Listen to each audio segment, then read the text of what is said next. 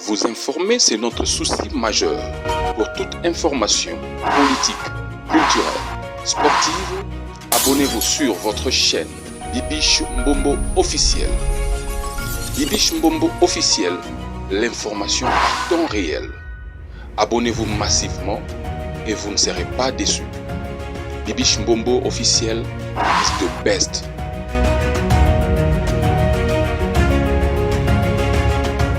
Les enfants de Koffi Olomide, Minou et Didi Stone.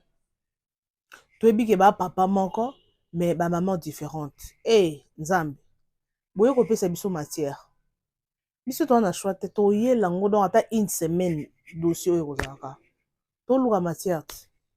To luka matière dans une matière. Alors, qu'est-ce qui se passe au juste? Boyoka ki, parce que mission on a ça là qui a noté dans soi qui tend vraiment un ça à noté. Alors, il s'est fait que Didi Stone, à soi qui mobile il a joueur, au bozo mon photo wana, et ça lui que ma parents, ma boy Didi Stone, na mwana na bango, ba le ki Didi aza impoli. Et surtout ba koma ko finga ye et tout ba koma ko finga ye, ba to be ba komi ko accuser Didi Stone abimana papa na bango. En tout cas, créer qui va polémique. Didi Stone a sali vidéo pour nous expliquer non chez la bino vidéo yangwana, non chez la bino bolanda on dans souka et je vais lire le message de Minou par rapport à sa sœur et puis dans chez la bino pe réponse il y a Didi Stone à répondre grande sœur naie Minou mamboza roinda hey français ça bandeko ce na sali erreur pour comprendre erreur de frappe parce que na tanga français kala moko ya kosakana te soki na salaire bo comprendre que visible sauter s'il vous plaît bo ko yebisanga te oyebi d'ailleurs oyebi ko tanga te na yeba ko tanga mais na tanga ka lisusu te bo comprendre so tanga lisusu te ekimaka s'il vous plaît. OK, make sure you subscribe. Soki o s'abonner te subscribe, abonne-toi, cloche à notification wana ou appuyer wana juste soki na poster vidéo oza anytime na temps. OK. Alors, aux appels a besoin tout ça, la promotion à œuvre nayo, il y a article nayo, n'hésite pas surtout de nous contacter. Alright? Merci Nabino Batouzo s'abonner chaque jour. Merci Nabapel Nabino, appel Nabino, remarque Nabino, message Nabino. Merci énormément. Boza tellement belé. Boza et belé bola. Na Namibie, na Brazzaville, na États-Unis, na Canada, partout na Congo, na Bandundu, na Kolwezi. En tout cas, boza et belé. Merci na confiance au bozo pisanga. Ndeko na bino, grande sœur, petite sœur, mwana, leki, tata mwasi, maman leki, maman koulut, en tout cas, un grand merci na bino. Alors, to bandana nous, kotanga message ya Minou, on lit le message, et puis, to kotanga message ya Didi Stone, et puis to continuer tout ça la commentaire na biso, ok? Merci beaucoup, restez toujours connectés. Let's go avec le message de Minou.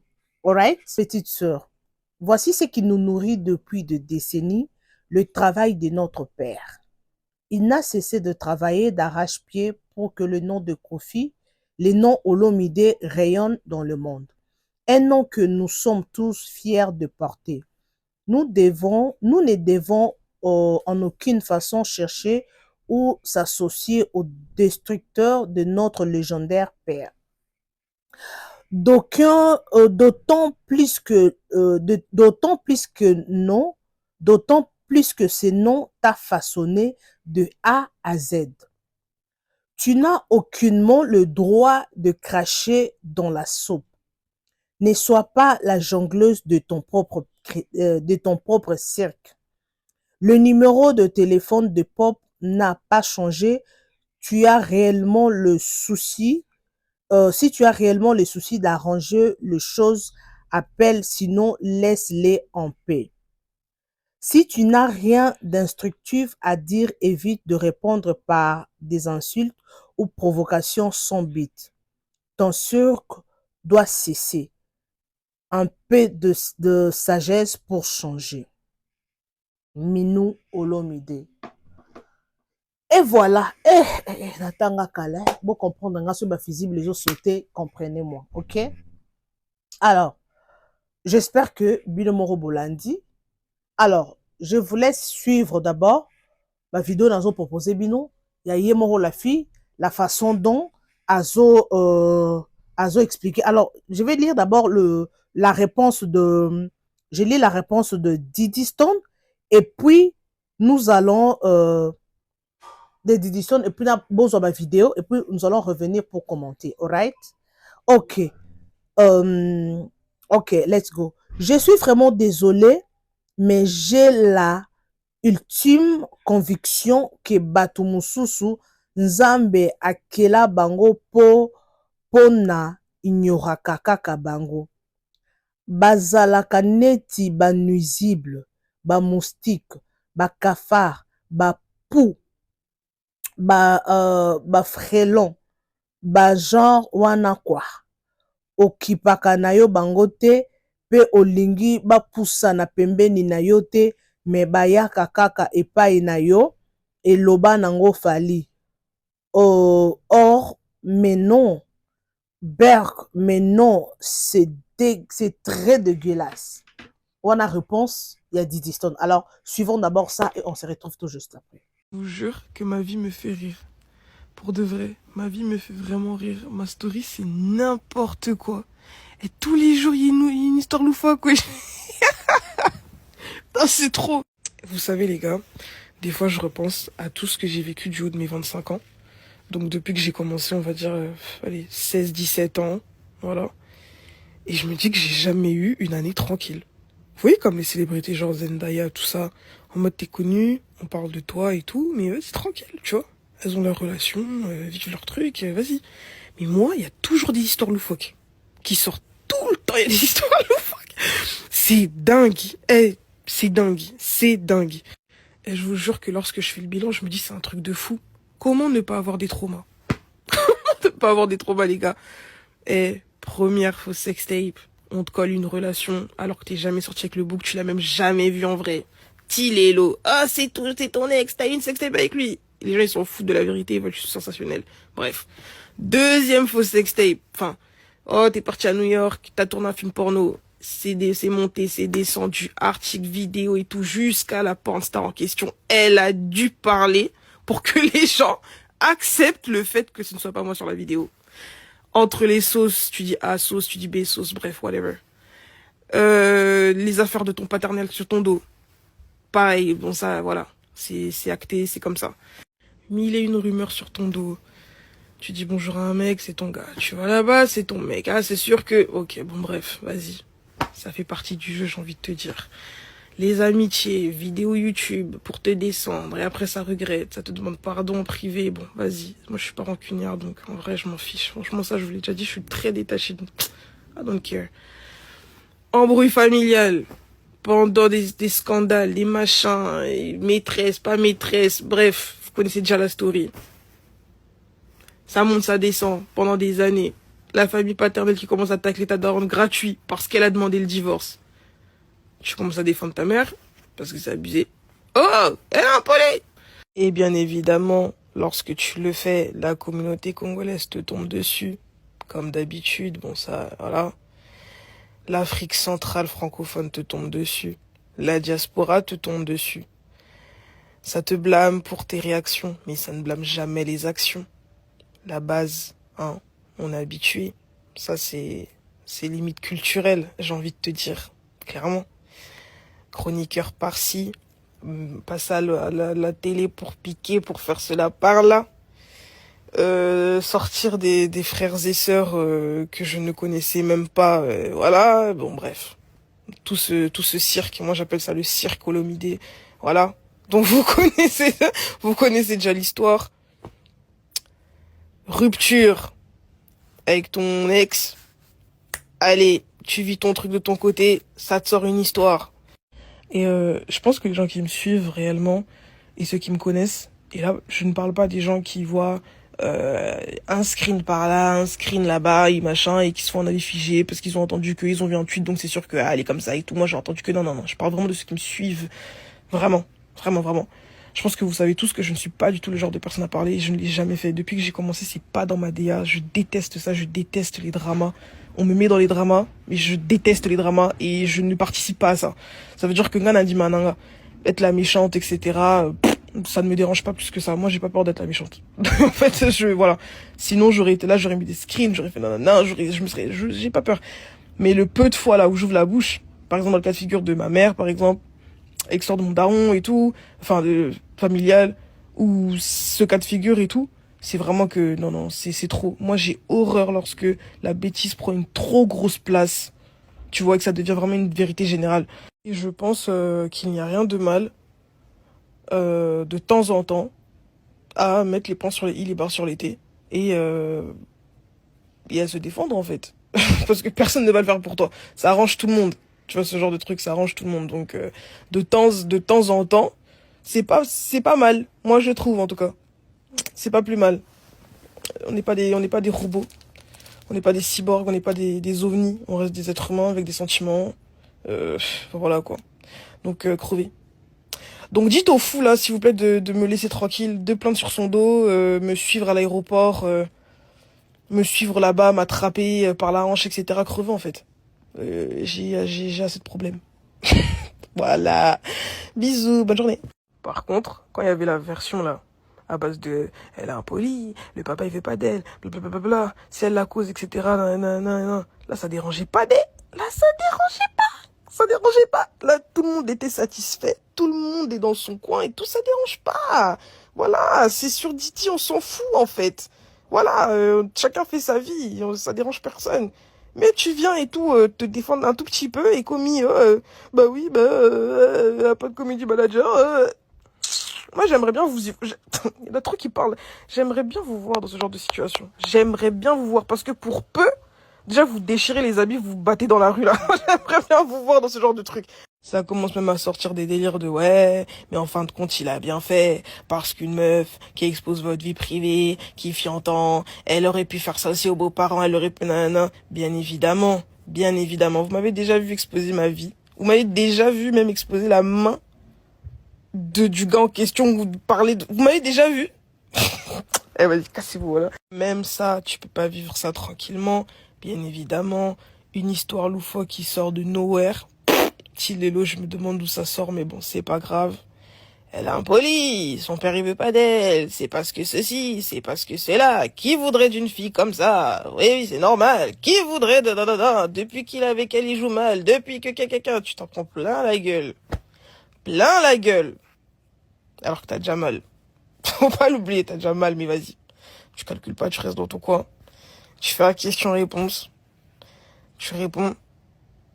Tu dis la vérité, en fait. Tu dis, mais en fait, non, je ne suis pas fait patège. Comme vous dites, ou abandonné parce que je suis impoli ou le papa ou tout ça, là. Non, c'est parce que ça. Point. Et t'attaques personne, tu passes à autre chose. Allez. Elle se pose les questions toute seule. Elle est désespérée. Franchement. Oh. God. Merci beaucoup, mes amours. J'espère que Bolanti va vidéo nyonso. Didi Stone a un problème na mobile na ya joueur. Ba parents ya mobile ba lobby non, nous ne voulons pas, pardon, j'allais dire, nous ne voulons pas avec notre fils. Parce que joueur on a un bon, il a l'argent, hein, à changer. Nana bateau, ba yebi famille ya les garçons on a joueur. Babi aza, sorry. Ana mbongo basombake na baekipe ebele. Basomba na baekipe moya makasi pe na poto wana et na Congo azotonga ba immeuble. Donc famille na ye échangea pour na mbongo na ye. Alors Didi Stone na sepelaki azui moi et mobali ana mbongo parce que bango na fi na bango ya ba star de fois zo mobali moko pe aza moi likolo quoi cause mobali moko aza na scène na été quoi. Pour Didi Stone c'est vrai ana mbongo na ye na monde wana oya koti na monde wana ya manekina donc aza na mbongo na ye. OK, alors ba parents ba boy Didi Stone abala mwana bango parce que bakomaki komona relation ekomaki sérieuse et ba arrêter babi avant que ekoma musika en tout cas bango ba arrêter balingi te. Alors tomonaki ba live et salamaki et salami en tout cas moi je n'avais pas eu le temps d'en parler.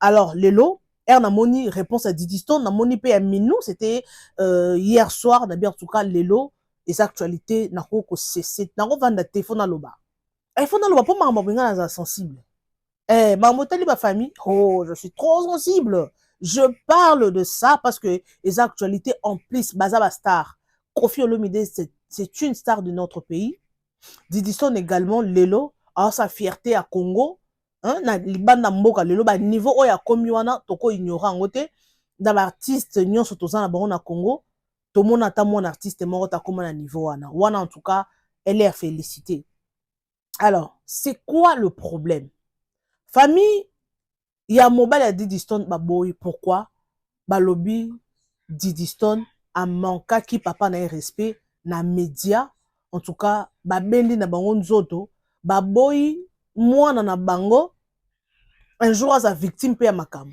parce que ça se voit déjà hein?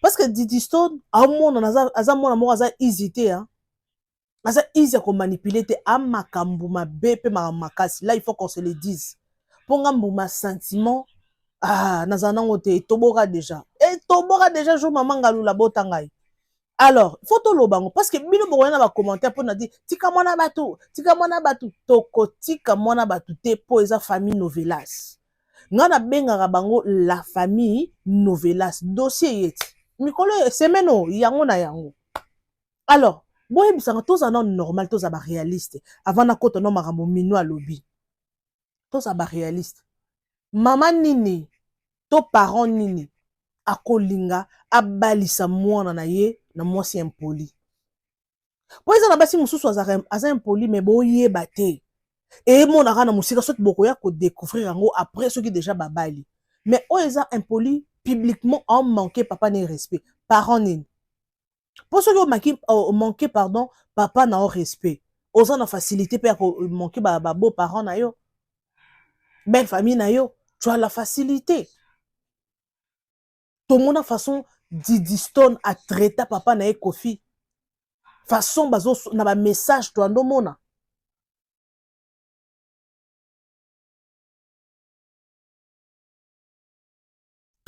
na ba message biso to ba bantu biso to za ba bantu to mindele te okozala okoli na poto botami na poto mais nous sommes le bantu donc moi il faut respecter ma parent na yo. Le parent a un mot à dire. Un parent a un mot à dire. Na vie à moi na ye. Nous sommes comme ça. Et ça na batu mususu baza ba matriarcat. Et ça na batu mususu baza ba patriarcat. Donc ceux qui ont manqué parent respect. Yo pourquoi mon na no oh batata moi c'est la kele mabe. Oh non quoi loba mabe. Pourquoi ba no ba na un mot à dire dans ma vie ya ba neveu na ba nièce na bango. Parce que c'est comme ça. Nous sommes le bantou. Et là, on a tout échappé en haut. Tata, ok, botami na poto, koli na poto. Tout échappé en haut. Tout le monde a façon de dire à traiter papa naye. Tout le monde a Koffi Olomide azamo santu non. Asala batu mabe ebele. Asala pe mabe ebele. On les a to benga ngo juste za kara makaya Koffi Olomide o asala mabe yango le lozongi la mwa naye. Tala siko na lire oya bandi mibali bazobo ya ye parce que c'est impoli. La fois passée na lobela kango na be mission na ngamoko na salaka na be Didi Stone na lire oyo mibali bando boya ye et surtout que ça mutu mo za public po ba mobali muso ando banga na non tu es trop impoli oza trop impoli ozo manquer parents na yo aboti au respect lelo si on parle de Didi Stone c'est Koffi Olomide c'est parce que papa na za star soki Koffi Olomide ayeba na raté tonga to yeba Didi Stone wapi. Est-ce que ça na bateau na Congo na biso congolais moko aleki to congolaise moko aleki Didi Stone na kitoko te. Didi Stone na kitoko grave te. To eza na congolaise moko aleki Didi Stone na taille te. Na TikTok na mona fille moko congolaise aza j'espère à cause de ça ba 2 mètres hein. À cause de ba 2 mètres 2 mètres de na mona na TikTok congolaise. Tala moulaï mannequin. Mais peut-être azo chance te ya kokota na monde wana maneki na place Didi Stone na komi lelo. Lelo soka na facilité lelo que no bazwa ke partout. Et ça aussi influence ya papa na ye. Quelque part minou a raison. Mais yo qu'est-ce que la réponse de Didi Stone? Est-ce que vous montrez que no ezana impolitesse na kat na manque à respect? Est-ce que l'oro to rôle ba que no Koffi a réussir éducation ya moi na ye? Lelo offing sa Koffi a éduqué moi no bien te. bakofingisa kofi. Peut-être pe papa cause innocent. Peut-être pe arataki éducation au maman na yapesa parce que biso lelo total rane maman. Ba papa bakenda misala maman da tika la na mwana journée mobimba. Donc maman il faut apesa mwana éducation. Yango nga na komisa maman ngalola. Merci ma maman chérie maman ngalola pour l'éducation pesanga. Na komisa maman biso ma mère er tozokola au sentir maman ba punition azo pesa yo o mituna est-ce que maman o abotanga to nazaka mwana mbanda er mwana mbanda ko mituna bongo est-ce que nazaka mwana maman o to ndengeni o sentir que non donc maman azaki er moko aza dur er moko aza soft azaki bongo moi ne lo pe mais eza ko simbima ki mozo kajole amoko kangi mais lelo na pesa maman raison.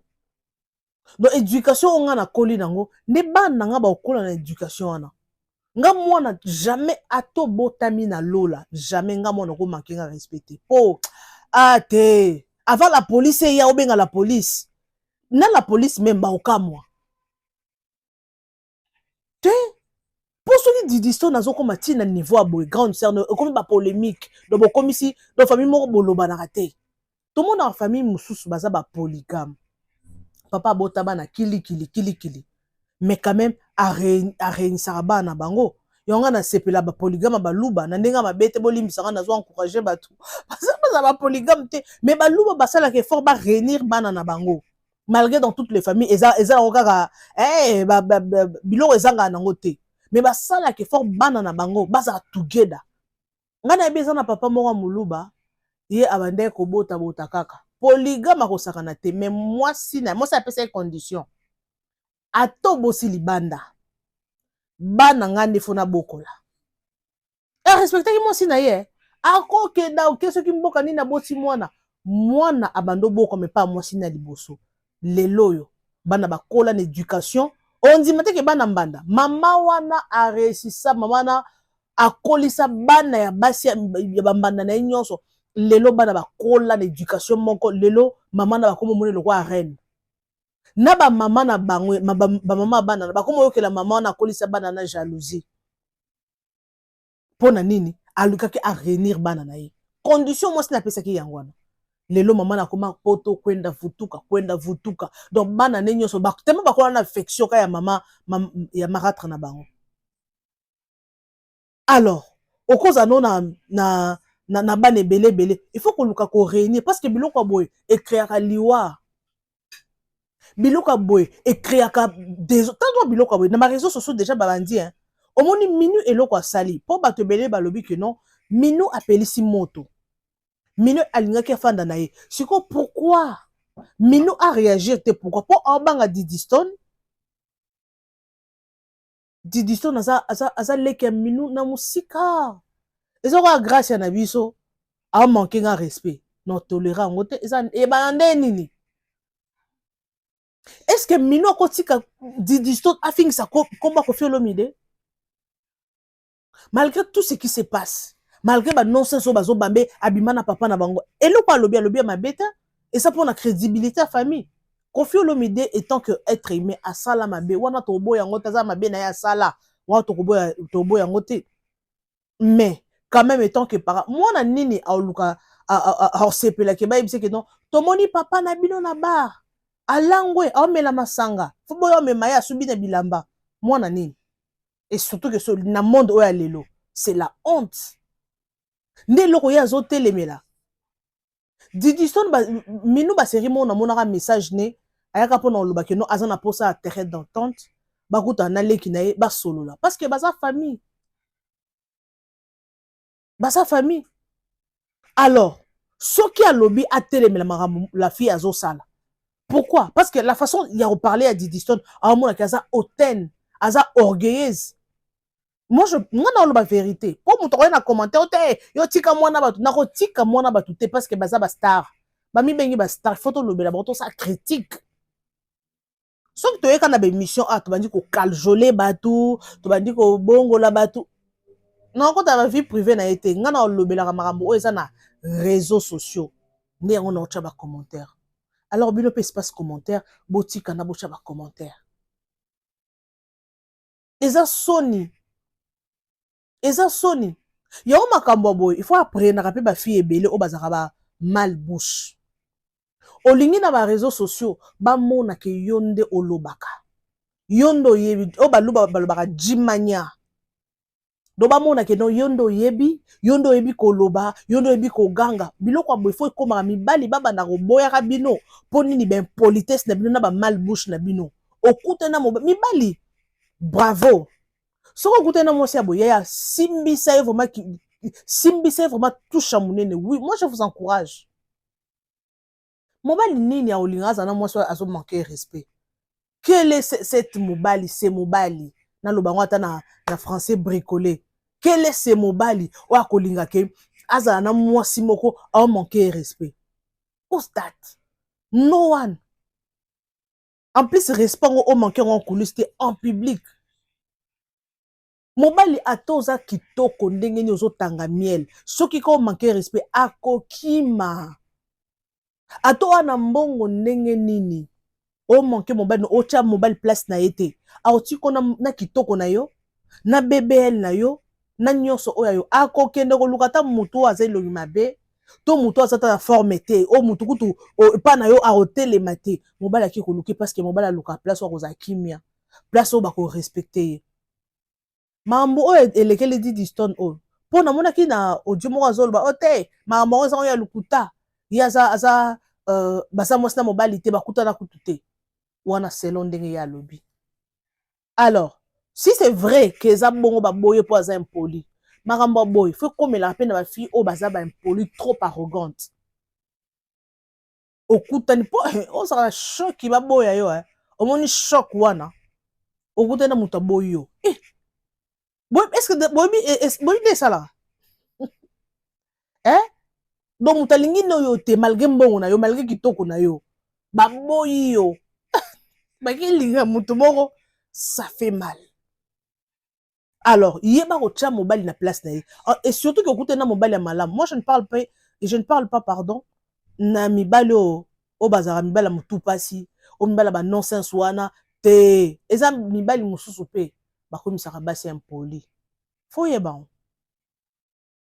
mibali mosusu tellement azo maltraité mwasi aza na choix te fo ando répondre ye mabe bilo mosusu eta mpe tempérament ya couple na bino ndenge ezali po mobali mosusu okomisi mwasi impoli ana choix te parce que façon ozotraité mais soki okutana mobali moko aza bien aza gentil aza bien moto azanga défaut te donc bano manquer ka mobali respect olakisa bato ke non c'est toi qui connais tout yo nde oza impolitesse impoli numéro 1 yango il faut bokutana na biloko ya boye tu as ton argent oza na nyonso me basundoli esala pasi oa star est ce que mona niveau pasi wana oza star oa na mbongo kitoko oza nango nyonso oza nango me baboyi yo peut-être moto akelinga mwasi yango aza ta na niveau na te ça fait mal yango s'il vous plaît eloko oyo Koffi Olomide ere moko azofanda ere moko esalaki pasi aza motu parent nyonso akolingaki no bana ne un jour bazala uni parce que Koffi Olomide koréunir bana arataki yango déjà c'était aussi par rapport ndenge azalaki na Alia po selon badire nde tozoyoka Alia bandolinga koréunir bana Koffi Olomide te eko tokomokende déjà lentement et sûrement vers la fin de notre émission nyonso eza karma ya Koffi Olomide fois supportant tant ya koréunir bana esi eleki bon rien n'est impossible parce que it's not too late anytime okoki ko réunir bana mais valeur oyo Koffi Olomide apesaka ba didiston lelo bana kutu misusu neti baminu oyo nga natika nango oyeba minu te franchement nga nayebi minu ka ere makambo oyo ebimi aya baboyani natikala koyeba minu te me tala lelo mutu oyo akomisa Didi ma fille twandomona anytime didiston koyembe na banzembo me tala lelo mwana yango bandaki kopesa valeur famille ya Alia obandaki kopesa valeur lelo toyoka atonga Hôtel Del Pior Saint James ayemba bango na banzembo toboyi te baza bana na ye me tala lelo oyo Minou yenda komo défendre papa na ye pona nini apesaka valeur epa Alia. Alia pe tokolobaka ke to aza mabe te ye pa monaka ya ye na kati ya libala wana ye pe asalaka ya ye na libala wana. Donc mutu na mutu ana part na ye ya responsabilité. On azanga sentimentaliste te. Sambuma sentiment na nango te. Po Alia alobaka kofi za mabe, kofi pa alobaka Alia za mabe, mais mutu na mutu ana part ya mabe na ye. Mais lelo oso kofi Olomide aza, moi je ne pense pas que famille oyo et résister le sous-souté. Donc eza na kutu ini peut-être ba minou na bandeko ne ba roki ba mususu bandeko ne mususu soki ba solo la ka baza ini en tout cas na ebité. Mais Didi Stone déjà à la kisi position na ye. Parce que Kofi Olomide a qui escalier, Didi Stone a mati déjà. Lelo Didi Stone a commis un tapis rouge. A solo na Bariana. Tozomo na bastar ya minene a mati déjà. Mais il faut qu'on y ait na vie chute des alas. Matoi et les gamou tout est.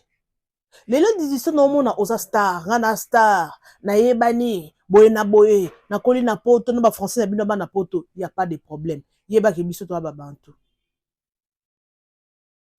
Yozo soigner sa tata na yo aboti yo. Ba tata mwasi na yo, ozo manquer bango respect. Biso to ba bantu hein. Na ebite na ekolo na bino, kofieza ekolo ni na ebi atate.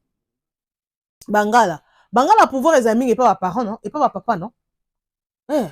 Ba patriarcat, bangala ba papa. Siko ba tata mwasi na yo ba oloba mabe po na yo. Yo po na yo, o mo nango eza ngo normal ba osale loko te. Donc papa o chosifié, keba biso ba bantu, o retourne ngulu.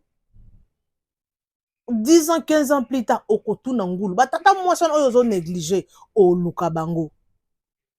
Les réseaux sociaux ko sa batubele te hein. Tu peux faire n'importe quoi muto retourne nga zate. O sa loro sa na famille te, o sa loro la don, o botama yo mona mokili, merci. 10 ans plus tard, ba conséquence na bino été à bino. Léo na moni niveau à répondre sœur na yabingo na kipakata binoté. Merci. Un jour aux appels pour sa sister. Mato et les gars mutouti. OK? Un jour le loso Kofi Olomide azate o regretter papa na yo. Malgré ma baignon sur ça là. Yo kasi Kofi azam telboso asa na mabena mon kilo. To a trompé moi si to banana et je n'encourage pas ça. Mais papa za papa. Mambu ya tata na maman équipé bango mibale yo mwana okoko na maman wana te. Parce yo mwana okozo à la défensive keba. Ba tata na ba ofanda bazoloba.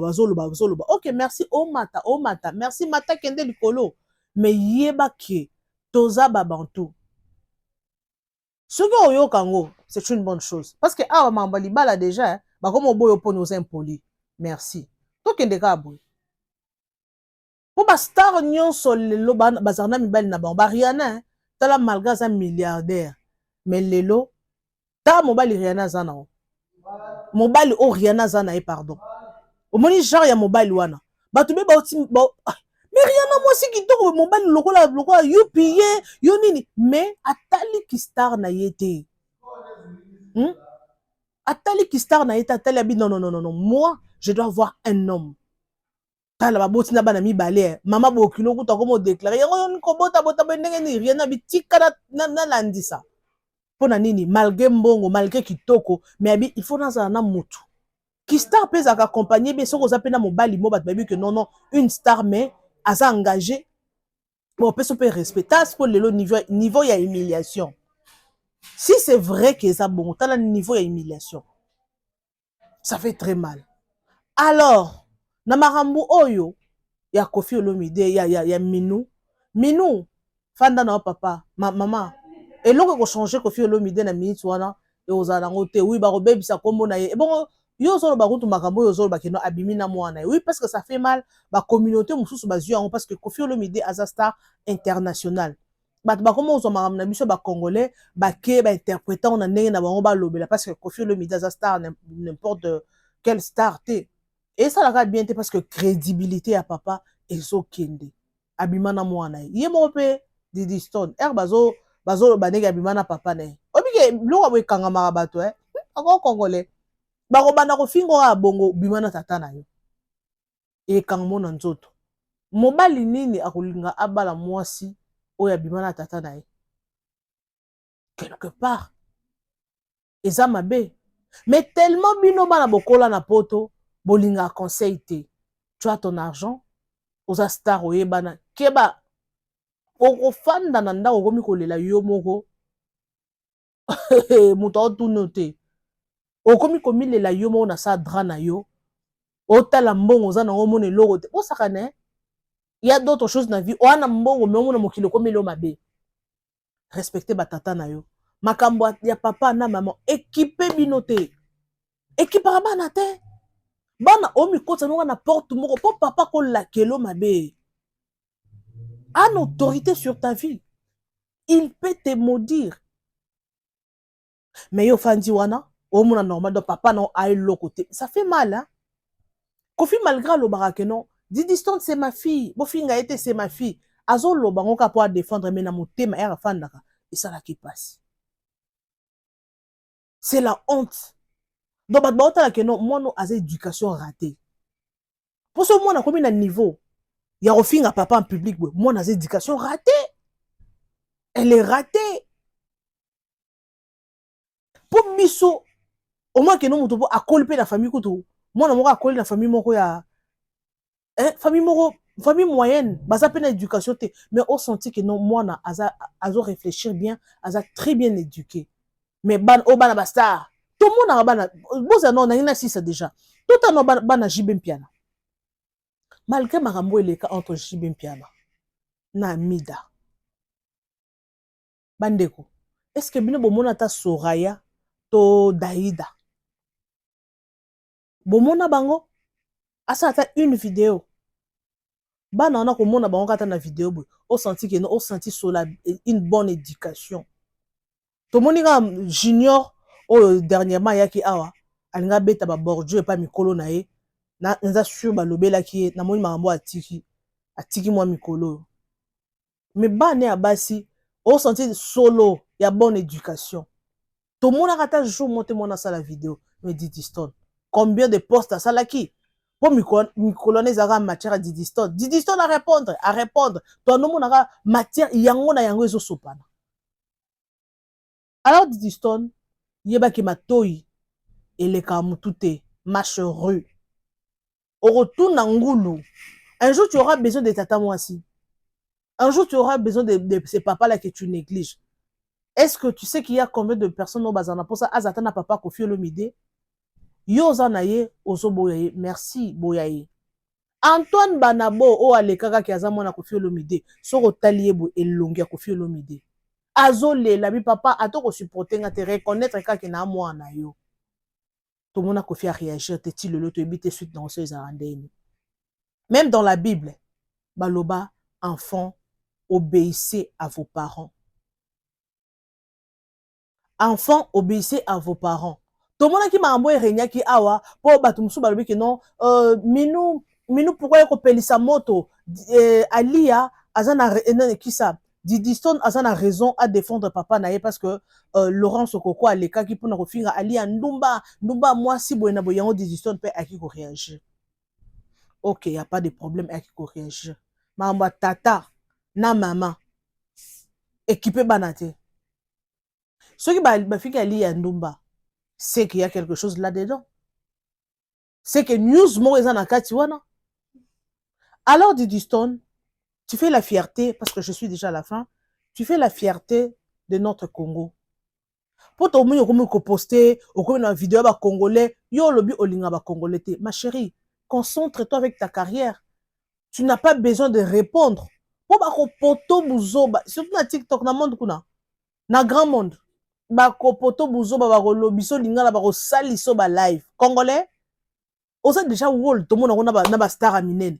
Et puis pour finir na moni vidéo moko ya Didi Stone azaki na Gez Mawete azaki pe na mwana oya mwana ya je sais pas ezaki mwana tabulei ya oya yemba rap soki ndeni na moni robe Didi Stone alati nzoto nyonso libanda.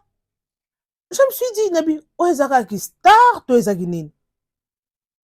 Ezaka koza star. Ne faut-il qu'un autre libanda boy. Si on est sur scène, on va la défiler, c'est bon. mais au moins non parce que poitrine dans ba taille nyonso côté sima nyonso parce que libanda ba garçon pe batali ba seka na bon osani ba seka mwana leki mato eleka mutu te tomona bato mosusu barenia bastar lelo bamata batapi rouge lelo baza wapi kombo etikala me ya mosusu mpe bakoya keba. Alors merci beaucoup, je suis à la fin.